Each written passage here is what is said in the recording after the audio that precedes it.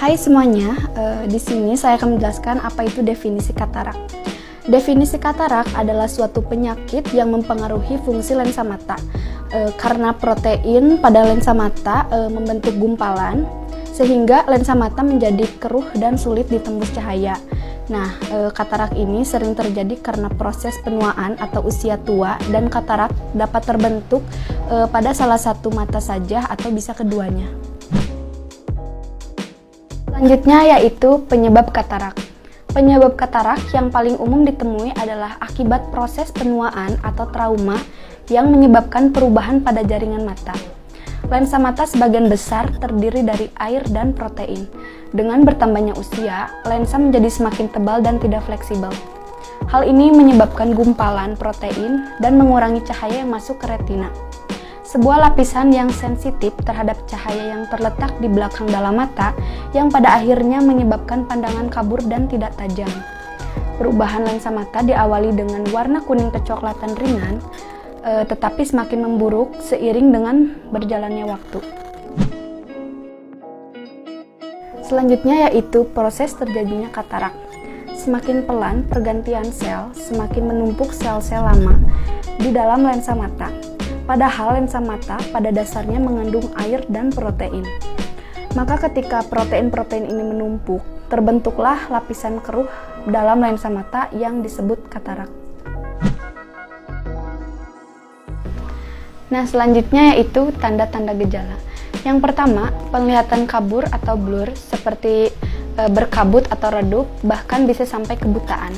Yang kedua, meningkatnya kesulitan dengan penglihatan di malam hari. Yang ketiga, sensitivitas meningkat terhadap cahaya dan rasa silau.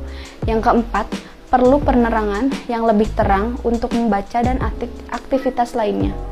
Dan yang kelima, melihat lingkaran cahaya atau putih saat memandang sinar. Yang keenam, sering mengganti ukuran kacamata atau lensa kontak. Yang ketujuh, warna di sekitar mata terlihat memudar.